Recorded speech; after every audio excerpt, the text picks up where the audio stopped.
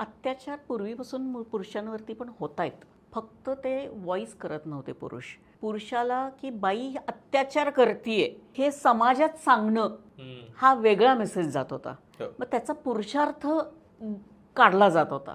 त्यामुळं बऱ्याचशा कंप्लेंट्स ह्या पूर्वी होत नव्हत्या. मी विलेजेसमध्ये मी स्वतः बघितलेलं आहे की ती बाई मारायची त्या नवऱ्याला, पण तो काहीच बोलायचा नाही. पोलिसांच्याकडे कंप्लेंट करायला गेला तरी पोलीस म्हणतील अरे तू बाईचा मार खातो. समाज हे ॲक्सेप्टन्स नव्हतं पूर्वी.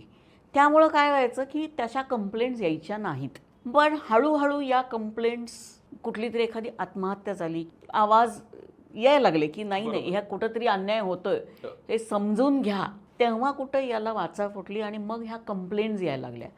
आता IPC ह्याची तरतूद काही नाही आहे. मारहाणीच्या बाबतीत आहे, क्रिमिनल इंटिमिडेशनच्या बाबतीत आहे, पण 498A ची जी तरतूद स्त्रीसाठी आहे तशी पुरुषासाठी नाही आहे. मग त्याला फक्त सोल्युशन काय होतं?